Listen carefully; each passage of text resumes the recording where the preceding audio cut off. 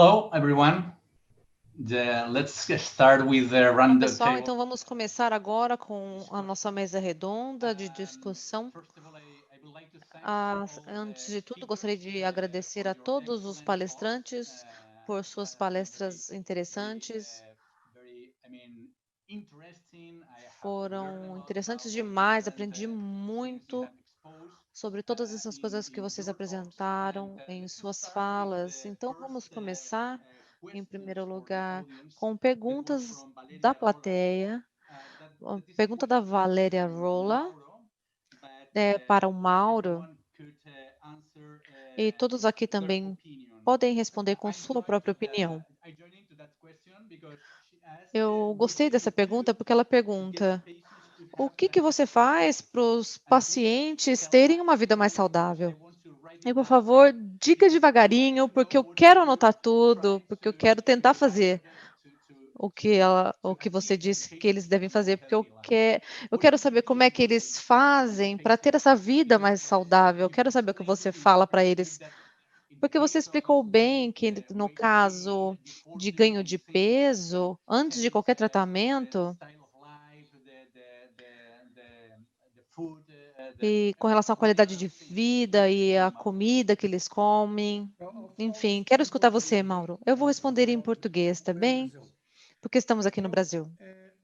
qualquer paciente que vem, especialmente que acabou de saber que tem HIV, eu sempre digo para todo mundo que hoje em dia a expectativa de vida de uma pessoa com HIV é a mesma de uma pessoa sem HIV e possivelmente maior para os homens com HIV do que os homens sem HIV, pelos cuidados médicos, quer dizer, para o homem com HIV procurar ser obrigado a fazer ir ao médico com frequência. Quando a mulher com HIV já vai ao médico com frequência mesmo, faz o tal do preventivo mais vezes do que precisa, e ao fazer já controla a glicemia, pressão, etc. Eu digo que hoje em dia só morre de AIDS quem quer, e ainda assim dá muito trabalho, não é fácil. No. E digo que já que vai ter que ir ao médico toda vez, se ele quiser, se quisesse me ter como médico, é uma opção, tem muitos médicos, eu vou encher tanto o saco, que deu um português, dessa pessoa, porque o HIV não é um problema, os problemas são as outras coisas da vida, que se ela fuma, ela vai parar de fumar. Se ela não faz exercícios, ela vai começar a fazer. Se ela não se cuida em relação ao peso, vai se cuidar, porque o HIV não é o problema. O problema são todas as outras coisas. HIV é um único problema: o estigma social, o preconceito com o HIV. E digo para elas, na verdade, nisso eu sempre cito, de outra forma, não vou nem contar aqui, um paciente específico, e a Márcia Rachid, dizendo que, paradoxalmente, ter HIV talvez a torne uma pessoa melhor, porque ela vai perceber quão preconceituosa ela é, com quão preconceituosos todos nós somos. Porque ela vai perceber que a cada vez que alguém falar a palavra HIV, AIDS, ela vai prestar atenção, ela vai ver como o preconceito há contra o HIV, ela vai perceber como ela é preconceituosa contra negros, contra judeus, contra homossexuais, contra tudo. Ela vai perceber como ela é preconceituosa e com isso ela talvez se torne uma pessoa melhor. E o resto, como eu disse, eu vou perturbar essa pessoa cada vez que ela vier em relação a cigarro, peso, etc. E dizer, de HIV, você não vai morrer, HIV não é um problema. HIV é só problema social. O resto é que é problema. It's not easy. Something that I do in my clinics is in terms Não é of muito fácil, se é alguma coisa que eu faço na minha clínica com relação ao risco, eu tento calcular os aspectos diferentes. E se a pessoa fuma, por exemplo, o seu risco cardiovascular é mas isso não é fácil. Nós precisamos pensar as formas diferentes que nós podemos abordar tudo isso. Uma outra pergunta que eu gostaria de fazer para o Mauro e para a Laura também, com relação ao ganho de peso, existe alguma droga de base e suas características que possa prever o ganho de peso? Você acha? Você vê isso na sua prática clínica com relação a isso? Isso antes de qualquer terapia? Quando você começa com a terapia, com inibidores de integrase e dorotegravir, por exemplo, e você vê os números subindo, quando é que você decide mudar o inibidor de integrase do tratamento? Por exemplo, mudar de qualquer outro para raltegravir, porque a pessoa está ganhando peso. O que você acha disso? Laura? Eu percebi, eu estava muda. Oi, pessoal. Eu vou falar primeiro, então. As características, a gente sabe do coorte de alguns testes que as pessoas mais velhas, as mulheres e os negros, nós poderíamos dizer que a gente pode fazer uma discussão com esses passageiros, com esses pacientes a respeito do que é melhor para eles. Na medida em que avançamos, eu suspeito que as drogas têm mecanismos diferentes, então talvez o índice limítrofe de resistência acontece com um número, com um medicamento, mas o limite pode ser outro para outro medicamento. Então, isso varia de droga para droga. Primeiro, isso vai depender quais as opções que você tem. Se você tem alguma coisa alguém que está usando medicamento de segunda geração porque tinha intolerância a um outro medicamento, é claro que a tolerância vai ser maior. Mas se você fica difícil trocar só falando assim, porque aqui em Londres, por exemplo, a Raferina está ficando bem popular, mas eu não sei se é a coisa certa, porque a gente não tem tantos dados. Não está dizendo ali que a troca vai ajudar ou não a diminuir o ganho de peso. Não é algo que a gente entenda completamente, mas tem duas coisas muito importantes. Uma é a duração desse ganho de peso. Se existir aí algum momento que existe alguma gordura mais fibrótica ou se atinge o fígado, são mecanismos diferentes que devem ser analisados. Eu tomaria um pouco de cuidado, mas a coisa principal aí é falar com os seus pacientes antes, porque na psiquiatria, o paciente que tem preocupação de ganhar o peso, ele precisa saber disso. E toda vez que você for conversar, você tem que repetir os detalhes todos para eles. Essa é a parte mais importante no momento em que você decide trocar o medicamento. Você faz isso na sua clínica, Laura? As pessoas que começam com dolutegravir, depois o peso sobe, o que você faz? Você faz alguma coisa? Só queria acrescentar um pouquinho que a Laura falou.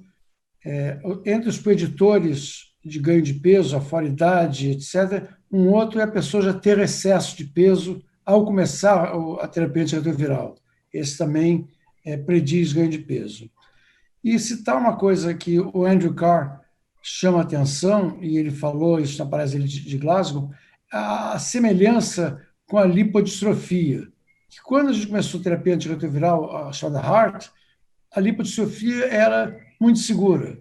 Depois, a culpa pela lipodistrofia, surgiu a lipodistrofia, a culpa era dos inibidores de protease.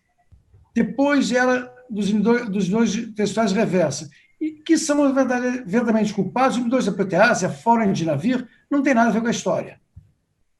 Então, eu acho que, no momento, a culpa está sendo colocada em dolutegravir, principalmente, e, quem sabe, em TAF.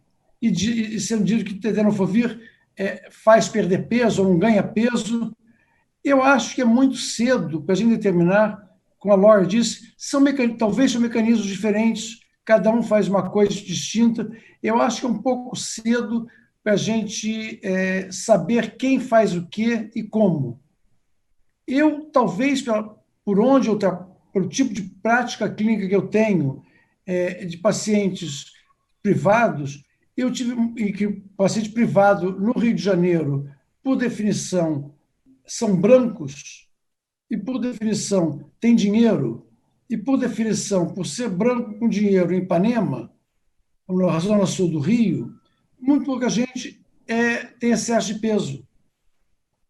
Então, eu tive pouquíssimos casos de ganho de peso importante. E essas pessoas conseguiram controlar, não precisa trocar a medicação de ninguém, nem fazer nada mais que o aconselhamento. Então, eu não tenho vivência disso acontecer, embora tenha um número bastante importante de pacientes em dolutegravir, por exemplo.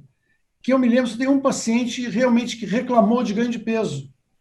Reclamou mesmo, estava ganhando bastante peso, e esse paciente conseguiu controlar, voltando a uma vida de ginástica, uma vida mais ativa e alimentação.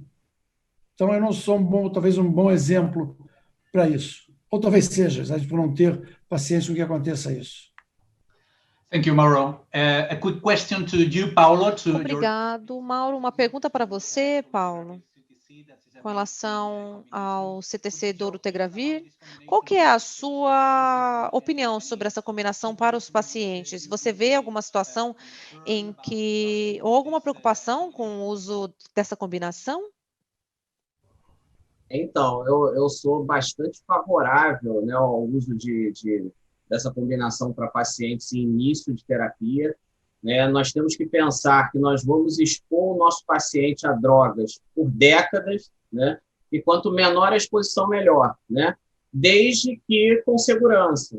Então, eu vejo com muito bons olhos esse esquema, tendo, claro, as preocupações que os estudos clínicos já mostraram, né? Evitarem pacientes que têm um nadir de carga viral muito elevado e o de CD4 muito baixo, né? Evitarem pacientes que já fizeram PrEP, né? E adquiriram HIV pelo risco da presença da mutação M184V, que faria, na prática, né, nós teríamos uma monoterapia com dolutegravir, né? Então, são situações em que há que se ter cuidado, né? É um paciente que, mais do que nunca, ele vai ter que ter uma boa adesão ao tratamento, né? Então, são questões que precisam ser cuidadosamente analisadas, né? Nós temos pacientes que, já na largada, como se fala em português, né?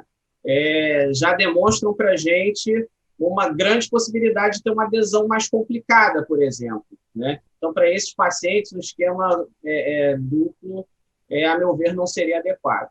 Mas, em geral, paciente com boa adesão, sem um risco maior de resistência primária, não vou dizer nem primária, por já ter se exposto à PrEP, enfim, acho que é uma excelente opção, né? E eu acho que vai ser promissor. Aqui no Brasil ainda não é uma opção inicial, né, no nosso PCDP, mas nós já sabemos que, né, guidelines internacionais, esse esquema já está linkado. Então, acho que aqui para o Brasil é promissor e acho que nós teremos muitos pacientes que vão se beneficiar, né, com esse esquema. Thank you, Paulo. Well, unfortunately, Obrigado, Paulo. Infelizmente, nós não temos mais tempo para essa discussão tão incrível. Nós agradecemos muito por vocês estarem aqui nessa sessão conosco e eu gostaria de agradecer muito a todos vocês por todas essas falas e todas essas discussões. E agora eu vou passar a palavra para a Tânia, que vai encerrar essa nossa sessão. Obrigado, Laura. Antes de passar a palavra para a Tânia, eu queria só agradecer a todos pela participação e falar em nome da Virology Education. É um prazer ter feito esse evento e que, como já fazemos há vários anos, a Virology Education continuar fazendo programas educacionais no Brasil e colaborando com a CIERJ, esperamos daqui a 2 anos. Obrigado, Tânia, pela oportunidade. Obrigado, Mauro. Obrigado a todos. E eu quero agradecer a todos que prestaram seu tempo, sua expertise para esse evento e convidar vocês que participem do resto do congresso e que estejam nas nossas próximas sessões.